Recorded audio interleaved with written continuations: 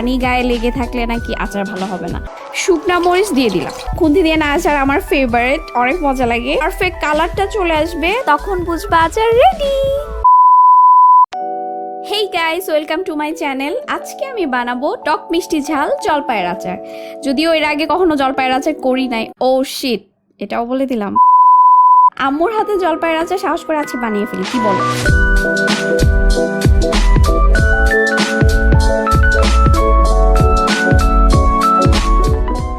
একটু আগে আমার কাছে রেসিপি নিয়ে নিছি, কোনটা কতটুকু লাগবে চলো দেখে নেই।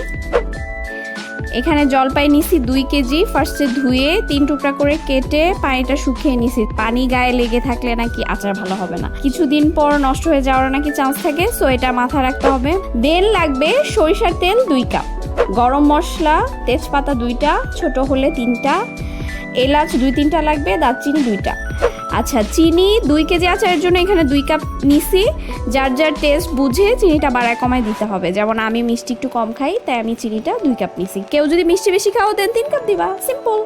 5 ফোড়ন লাগবে 2 টিস্পুন, একটু তেলে গুঁড়ো করে নিছি 5 ফোড়নটাকে। আদা বাটা লাগবে 2 টিস্পুন, রসুন আস্ত 2টা এখানে আছে।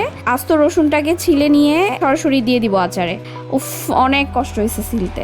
মরিচ গুঁড়া 1 টেবিল স্পুন লাগবে, লবণ লাগবে পরিমাণ মতো, শুকনা মরিচ 6-7টা, ভিনেগার লাগবে 1/2 কাপ। ওকে, সব বলা শেষ, লেটস কুক। চুলায় কড়াই নিয়ে নিলাম, সরিষার তেল 1 কাপ দিয়ে দিলাম ফার্স্টে, শুকনা মরিচ দিয়ে দিলাম,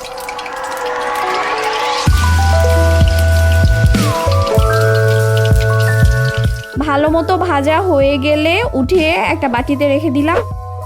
গরম মশলা দিয়ে দিব, তেজপাতা দারচিনি এলাচ সব দিয়ে দিলাম।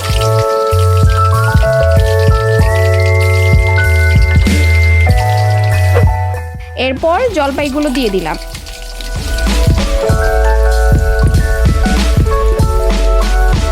এখন একটু নাড়ি।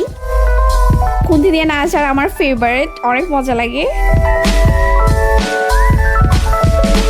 চুলার আঁচটা কিন্তু মিডিয়াম থাকবে, এটা একটু মাথায় রাখতে হবে। এরপর আস্ত রসুনগুলো দিয়ে দিলাম, আদা বাটাটা দিয়ে দিলাম। এখন দিয়ে দিব পরিমাণ মতো লবণ, টেস্ট বুঝে লবণটা দিতে হবে।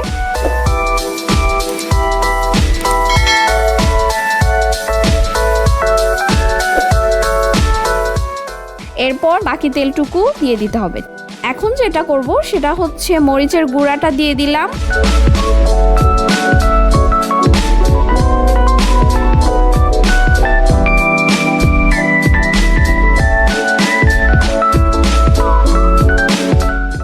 আর আগে থেকে ভেজে রাখা শুকনো মরিচগুলো এই সময় দিয়ে দিতে হবে। দেন নাড়তেই থাকবো, নাড়তেই থাকবো, নাড়তেই থাকবো। জলপাইয়ের কালারটা চেঞ্জ হয়ে যখন আসবে তখন চিনিটা দিয়ে দিতে হবে। প্রথমে অর্ধেকটা দিলাম,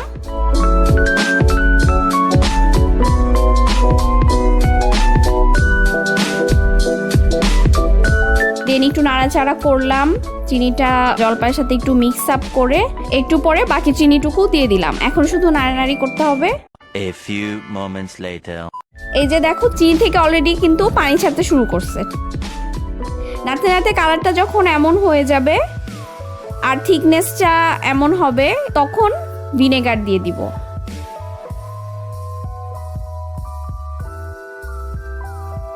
দেন আবার নাড়বো।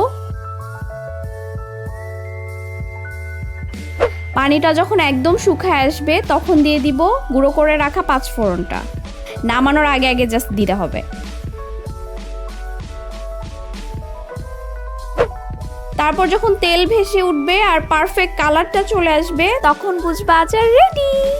গরম গরম ধোয়া ওঠা খিচুড়ির সাথে কষানো গরুর মাংস, বেগুন ভাজা আর এই আচার, আহা, জিভেই জল চলে আসলো।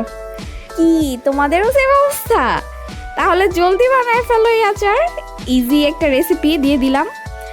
আর কমেন্ট করে জানাও টেস্ট কেমন হয়েছে।